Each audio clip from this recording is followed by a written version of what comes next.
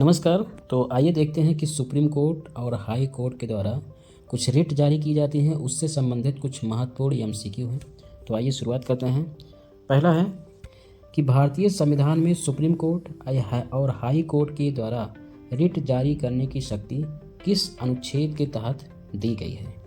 तो ऑप्शन है अनुच्छेद 32 और 226, बी है अनुच्छेद 19 और 21, सी है अनुच्छेद 14 और 16 और डी है अनुच्छेद 50 और 51।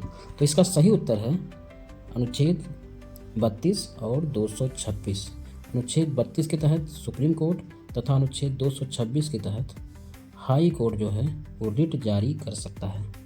अगला प्रश्न है, कौन सी रिट जारी की जाती है जब किसी व्यक्ति को अवैध रूप से हिरासत में लिया जाता है। तो कौन सी रिट जारी की जाती है। ए है बंदी प्रत्यक्षीकरण, बी है परमादेश, सी है निषेधाज्ञा और डी है अधिकार पिच्छा। तो किसी व्यक्ति को जब अवैध रूप से हिरासत में लिया जाता है तो कौन सी रिट जारी की जाती है। तो है बंदी प्रत्यक्षीकरण। ए इज द करेक्ट ऑप्शन। बंदी प्रत्यक्षीकरण रिट जारी की जाती है। अगला प्रश्न है, मैंडमस रिट। मैंडमस रिट का क्या उद्देश्य है। मैंडमस रिट का क्या उद्देश्य है।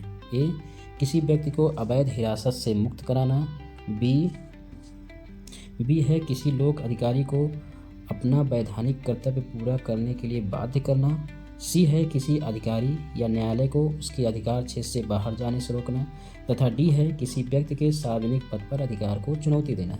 तो इसमें से कौन सा ऑप्शन सही है।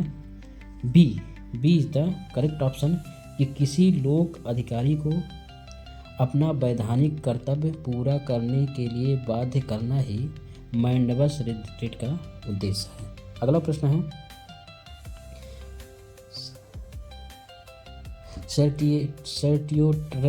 सर्टियोररी रिट का उपयोग कब किया जाता है। सर्टियोररी रिट का उपयोग कब किया जाता है। तो इसका ऑप्शन है किसी व्यक्ति को रिहा कराने के लिए, बी है किसी न्यायालय या अधिकरण द्वारा दिए गए अवैध आदेश को रद्द करने के लिए, सी है सरकार को कोई कार्य करने का आदेश देने के लिए और डी है किसी गैर कानूनी पद को रोकने के लिए। तो इसमें से कौन सा ऑप्शन सही है।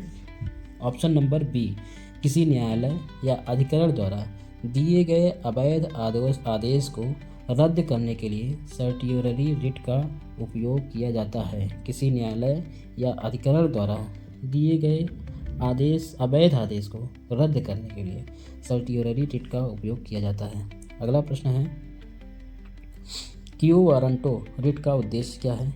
क्यू वारंटो रिट का उद्देश्य क्या है, यानी अधिकार पिच्छा इसको बोलते हैं। तो ए है न्यायिक आदेशों को लागू कराना, बी है सरकारी अधिकारियों को उनके कर्तव्य निभाने के लिए बाध्य करना, सी है यह जांचना कि कोई व्यक्ति किसी सार्वजनिक पद पर कानूनी रूप से काबिज है या नहीं, और डी है किसी व्यक्ति को गैर कानूनी हिरासत से मुक्त करना। तो कौन सा ऑप्शन सही है। ऑप्शन नंबर सी सही है। क्यू वारंटो रिट का उद्देश्य क्या है। तो यह जांचना कि कोई व्यक्ति किसी सार्वजनिक पद पर कानूनी रूप से काबिज है या नहीं है। तो इसका option number C is the correct option. अगला है प्रश्न है, निम्नलिखित में से कौन सी रिट निचली अदालत को उसके अधिकार क्षेत्र से बाहर जाने से रोकती है। ए है बंदी प्रत्यक्षीकरण, प्रतिषेध, निषेधाज्ञा, अधिकार पिच्छा। इसमें से कौन सा ऑप्शन सही है। ऑप्शन नंबर सी, यानी निषेधाज्ञा या प्रोहिबिशन रिट जो है वो निचली अदालत को उसके अधिकार क्षेत्र से बाहर जाने से रोकती है। अगला प्रश्न है, सुप्रीम कोर्ट और हाई कोर्ट में रिट जारी करने की शक्ति में क्या अंतर है। ठीक है, सुप्रीम कोर्ट की रिट जारी करने की शक्ति में तथा हाई कोर्ट की रिट जारी करने की शक्ति में क्या अंतर है। ए है सुप्रीम कोर्ट केवल मौलिक अधिकारों के उल्लंघन पर रिट जारी कर सकता है, जबकि हाई कोर्ट अन्य मामलों में भी कर सकता है। बी है हाई कोर्ट केवल मौलिक अधिकारों के उल्लंघन पर रिट जारी कर सकता है। सी है सुप्रीम कोर्ट को रिट जारी करने की शक्ति नहीं है। डी है दोनों को केवल केंद्र सरकार के खिलाफ रिट जारी करने की शक्ति है। तो इसमें कौन सा ऑप्शन सही है। Option number A, supreme court केवल मौलिक अधिकारों पर रिट जारी कर सकता है, मौलिक अधिकारों के उल्लंघन पर, लेकिन हाई कोर्ट मौलिक अधिकारों के उल्लंघन पर तो जारी कर सकता है, लेकिन उसके अलावा भी अन्य मामलों में भी जारी कर सकता है। ठीक है, अगला प्रश्न है प्रोहिबिशन प्रोहिबिशन रेट किसे जारी की जाती है? ए है कार्यपालिका, बी है निचली अदालत, सी है संसद, डी है राष्ट्रपति। तो prohibition rate option number B यानी कि निचली अदालतों को जारी की जाती है प्रोहिबिशन रेट। अगला प्रश्न है भारत में रिट्स की अवधारणा किस देश के न्याय प्रणाली से ली गई है? अमेरिका, फ्रांस, ब्रिटेन, रूस। तो बताना है किस देश की न्यायिक प्रणाली से रिट की अवधारणा ली गई है? तो ली गई है ऑप्शन नंबर सी ब्रिटेन से ली गई है। अगला प्रश्न है किस अनुच्छेद के तहत केवल सुप्रीम कोर्ट को रिट जारी करने की शक्ति प्राप्त है?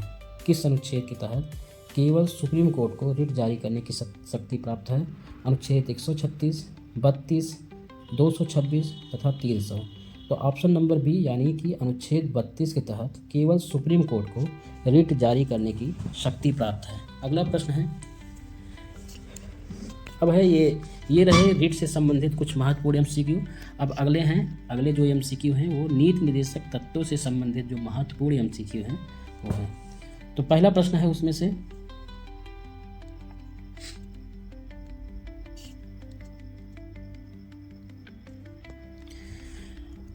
भारतीय संविधान में नीति निर्देशक तत्व किस भाग में शामिल किए गए हैं? भाग 2, भाग 3, भाग 4, भाग 5। तो इसका सही उत्तर है भाग 4, option number see the correct answer कि नीति निर्देशक तत्व भाग 4 में शामिल किए गए हैं और अनुच्छेद 36 से लेकर 51 तक इसका प्रावधान किया गया है। ठीक है, अगला प्रश्न है नीति निर्देशक तत्वों का उद्देश्य क्या है? नीति निर्देशक तत्वों का उद्देश्य क्या है? ए है नागरिकों को कानूनी अधिकार प्रदान करना, बी है सरकार को सामाजिक और आर्थिक कल्याण के लिए दिशा निर्देश देना, सी है न्यायपालिका को शक्तियाँ देना और डी है चुनावी प्रक्रियाओं को नियंत्रित करना। तो इसमें से कौन सा ऑप्शन सही है? ऑप्शन नंबर बी यानी कि सरकार को सामाजिक और आर्थिक कल्याण के लिए दिशा निर्देश देना ही नीति निर्देशक तत्वों का उद्देश्य है। अगला प्रश्न है कि भारतीय संविधान में नीति निर्देशक तत्व की अवधारणा किस देश से ली गई है? तो ये सिंपल प्रश्न है कि ये आयरलैंड से ली गई है।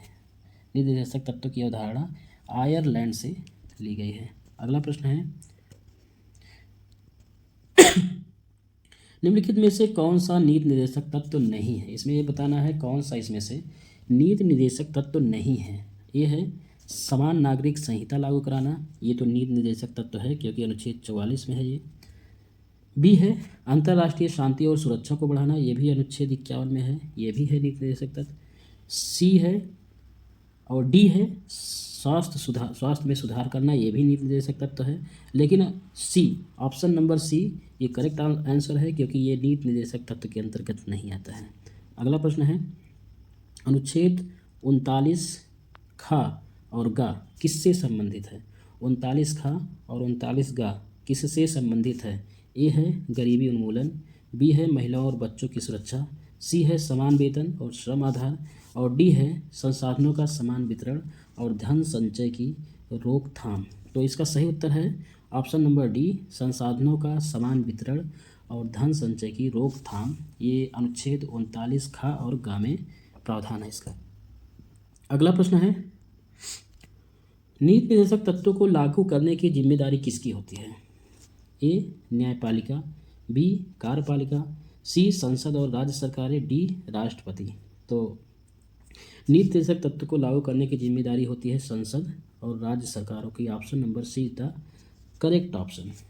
नीति निर्देशक तत्वों को लागू कराने की जिम्मेदारी होती है संसद और राज्य सरकारों की।